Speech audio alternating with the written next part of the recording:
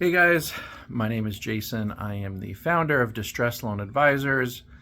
I primarily help people through the SBA offer and compromise process, which includes most SBA loans like 7As.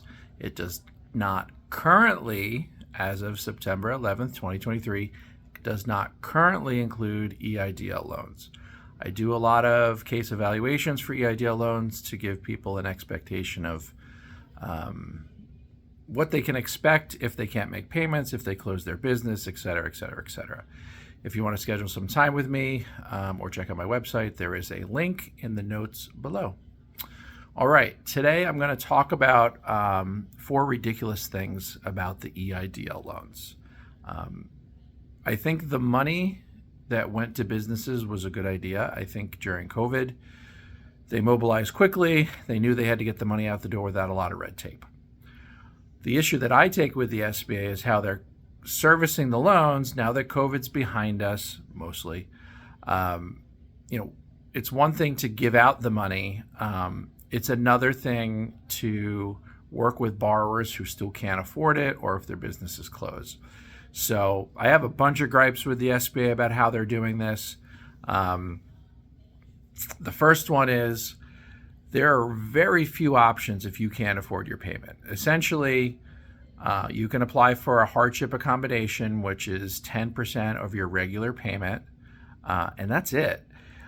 So if they decline you for the hardship accommodation, or if you go through your 6 months and apply again and they decline you, then you really have no other options. Either you pay, you get approved for the deferment, or they're going to basically send your file to the Treasury. And so to me, there's got to be some middle ground here.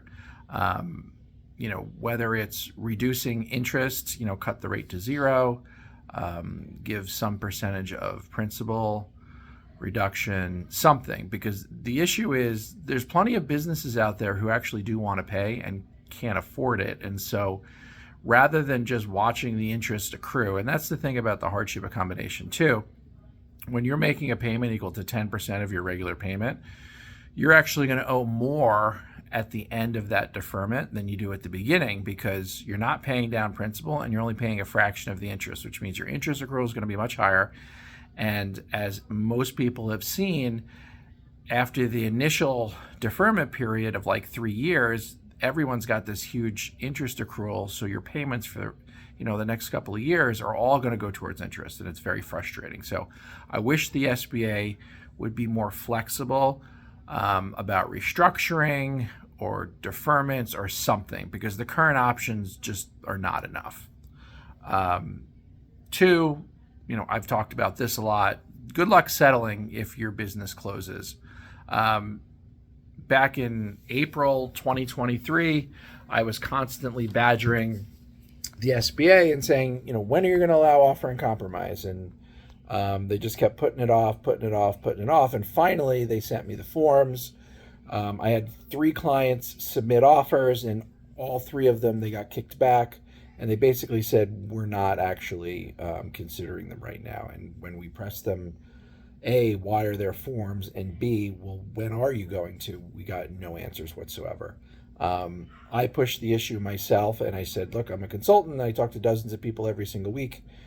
Nobody's getting good answers, and they gave me the runaround as well. I reached out to my senator, who in New York is a guy by the name of Chuck Schumer, and I can't even get them to contact the SBA. So it's just it's frustrating, because people call me and they say, look, I want to pay something, I just can't pay the whole thing, which I totally get and I agree with, because the SBA offer and compromise program, in my mind, has always been successful, and it's a smart business decision, because the SBA, when they do settle for reasonable amounts, are basically recognizing it's better to get something than nothing, right? So if you owe $500,000 and somebody can come up with $200,000, right now the SBA is saying, keep your money, we don't want it. Essentially, that's what they're saying. Because if they're not willing to settle, why would you send them several $100,000? They're still going to come after you for the deficiency potentially. So that's the big one, honestly. What else is on my list? In most cases, if your business closes, good luck trying to sell the collateral. It's probably not worth it. I've talked to a bunch of people who have all tried, and the SBA has made it very, very difficult. Some have even gone as far as telling people, well, we're not going to allow you to sell the collateral unless you pay us off in full. And you heard that correctly. They've actually said, we're not going to approve the sale of your business assets, so we're not going to release our lien on those assets unless you pay it off in full. Which means, the guy who's trying to do the right thing is kind of left scratching his head. Because let's say I have a retail store and I've got $20,000 in inventory left and I owe $100,000 on my loan. The SBA is basically shooting themselves in the foot by telling people, well, no, we're not going to allow you to sell it unless you pay us off. So the SBA is basically just leaving themselves $20,000 worse off. They're leaving money on the table. I can't explain why they would do this other than the people that they have working there are very inexperienced, or the people who are in management are very inexperienced. Because anyone who has any level of expertise or has done any sort of workout or liquidation when it comes to business loans or SBA loans understands that the liquidation of the collateral should not be difficult. You find a buyer, you get what you can get for it, and you apply it to the loan balance. So in my opinion, the SBA is really leaving money on the table unnecessarily, and I think it's just, incompetence, to be honest with you.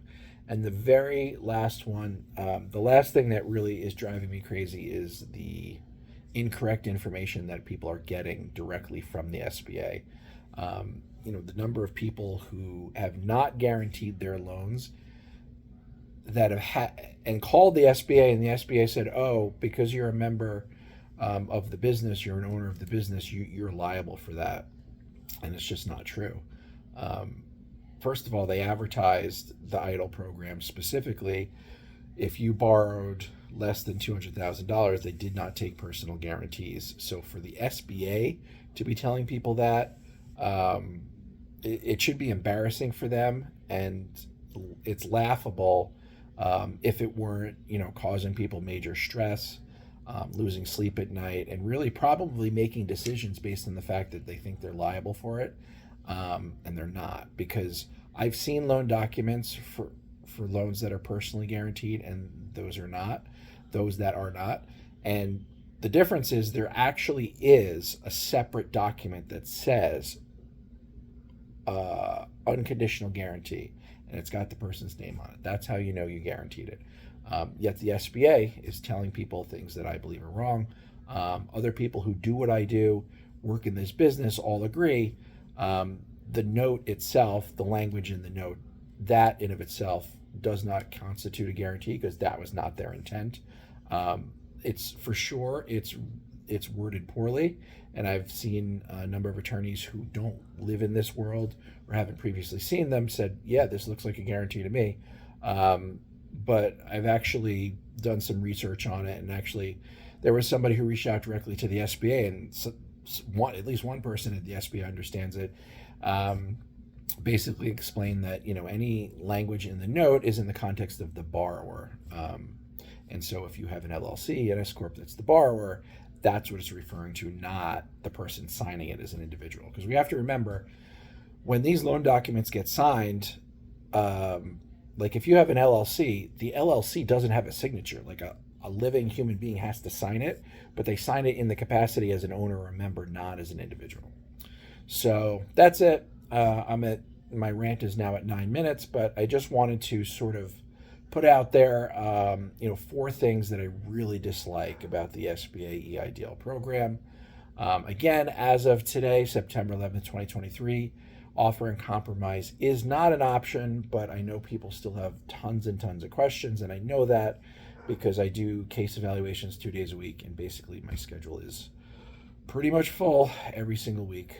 There's 3.8 million of these loans out there, so it's not surprising that there's a lot of people who are struggling. And the second I hear from anyone that an offer and compromise was approved on terms that are reasonable, I promise I will shout that from the rooftop. So if you want to stay in the loop, subscribe, follow, and I'll keep making videos. All right. Thanks for checking in.